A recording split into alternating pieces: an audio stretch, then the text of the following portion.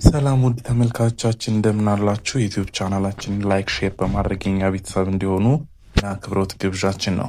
የስፖርት ዜናዎችን ይዘን መጥተናል። ከዜናዎቹ ጋር አብራችሁ የምቆየው ነው ቶማስ ተስፋዬ ነኝ። እስከ መጨረሻው ድረስ አብራችሁ እንድትቆዩ አክብሮት ግብዣችን ነው። የአርሰናሉ ተከላካይ ጋብሪኤል ማጋሌሽ ለምን ያህል ጊዜ ከሜዳ ይርቃል የሚለውን ዛሬ እንነግራችኋለን። ብራዚላዊ የአርሰናል የኋላ መስመር ተጫዋች ጋብሪኤል ማጋሌሽ ለብሔራዊ ቡድኑ ግልጋሎት ሲሰጥ ጉዳት እንዳጋጠመው ይታወሳል። ጋብሪኤል ማጋሌሽ ያጋጠመውን የጡንቻ ጉዳት ለመለየት ተጨማሪ የሕክምና ምርመራ እንደሚያስፈልገው ተገልጿል። ይሁን እንጂ እስካሁን በተደረገው ምርመራ ተጫዋቹ ከ1 እስከ 2 ወራት ከሜዳ ሊርቅ እንደሚችል ዘ አትሌቲክስ ዘግቧል። ይህንንም ተከትሎ ጋብሪኤል አርሰናል የሚያደርጋቸው ከ11 እስከ 13 ጨዋታዎች ሊያመልጡት ይችላሉ ተብሎ ተዘግቧል።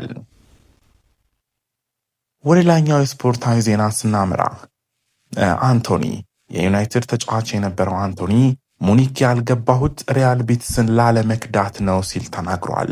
ብራዚላዊው የሪያል ቤቲስ ተጫዋች አንቶኒ አሰልጣኝ ቪንሰንት ኮምፓኒ ለባየር ሙኒክ እንዲፈርም ደውለው ጠይቀውት እንደነበር ገልጿል። በዝውውር መስኮቱ መጨረሻ ቀን ባየር ሙኒክ እኔን ለማስፈረም ጥረት አድርጎ ነበር ሲል አንቶኒ ተናግሯል። አሰልጣኝ ቪንሰንት ኮምፓኒ በግል ደውሎልኝ አውርተናል ያለው አንቶኒ የኔ አድናቂ መሆኑን ነግሮኝ ነበር ብሏል። ነገር ግን እኔ ለሪያል ቤቲስ ቃል ገብቼላቸው ነበር እና እነሱን መክዳት አልፈለኩም። ቤቲስ ለኔ የደስታ ቦታዬ ነው ሲል አንቶኒ ተናግሯል። የእግር ኳስ ኮከብ ክሪስቲያኖ ሮናልዶ ከትራምፕ ጋር እንደሚገናኝ አረጋግጣለሁ ሲል ፒርስ ሞርጋን ገልጿል። ፖርቹጋላዊ የእግር ኳስ ኮከብ ክሪስቲያኖ ሮናልዶ በዛሬው ዕለት ወደ አሜሪካ እንደሚያመራ እየተዘገበ ይገኛል። የአሜሪካው ፕሬዝዳንት ዶናልድ ትራምፕ ክሪስቲያኖ ሮናልዶን በነጩ ቤተ መንግስት እንደሚቀበሉት ተነግሯል። የክሪስቲያኖ ሮናልዶ የአሜሪካ ጉዞ በስፋት ይዘገብ እንጂ ከነጩ ቤተ መንግስትም ሆነ ከሮናልዶ የተሰጠ ማረጋገጫ የለም። አሁን ላይ ከክሪስቲያኖ ሮናልዶ ጋር ቅርብ ግንኙነት ያለው ጋዜጠኛ ፒርስ ሞርጋን እውነት መሆኑን እኔ ያረጋግጣለሁ ሲል በማህበራዊ ትስስር ገጹ ጽፏል።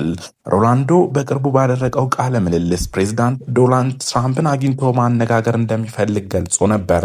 ክርስቲያኖ ሮናልዶ በወቅቱ ፕሬዝዳንት ዶናልድ ትራምፕን ዓለምን መለወጥ የሚችሉ ሰው ሲል ገልጿቸው እንደነበር ይታወሳል። ፕሬዝዳንት ዶናልድ ትራምፕ ከሮናልዶ ጋር በሚነጋገሩበት ዕለት ከሳውዲ አረቢያው ልዑል አልጋውራሽ ሞሐመድ ቢን ሳልማን ጋርም ይገናኛሉ ተብሎ ይጠበቃል። ወደ ሀገር ውስጥ ዜና ስናመራ በሴካፋ ከ17 ዓመት በታች ውድድር የኢትዮጵያ ወጣት ብሔራዊ ቡድን ከደቡብ ሱዳን አቻቸው ጋር ያደረገውን ጨዋታ 4-1 በሆነ ውጤት አሸንፏል። ዳዊት ካሳው በጨዋታው ለቀይ ቀበሮቹ 3 ግቦችን በማስቆጠር ሃትሪክ ሰርቷል። ቀሪውን የኢትዮጵያ ወጣት ብሔራዊ ቡድን ግብ እንየው ስለሺ ማስቆጠር ችሏል። የቀይ ቀበሮቹ የፊት መስመር ተጫዋች ዳዊት ካሳው በውድድሩ በ2 ጨዋታዎች 4ኛ ጎሉን አስቆጥሯል። የኢትዮጵያ ከ17 ዓመት በታች ብሔራዊ ቡድን ምድቡን በ6 ነጥቦች በመምራት ላይ ይገኛል። በአሰልጣኝ ቤንጃሚን ዚመር የሚመራው ቡድኑ የምድብ 3ኛ ጨዋታውን አርብ ከቀኑ 10 ሰዓት ከሶማሊያቻቸው ጋር የሚያደርጉ ይሆናል። ተመልካቻችን ለሰዓቱ ይዘነው የነበረው ዜና እዚህ ላይ አበቃ። በድጋሚ በሌሎች ስፖርታዊ ዜናዎች እንገናኛለን። እስከዛው መልካም ጊዜ ተመኘን።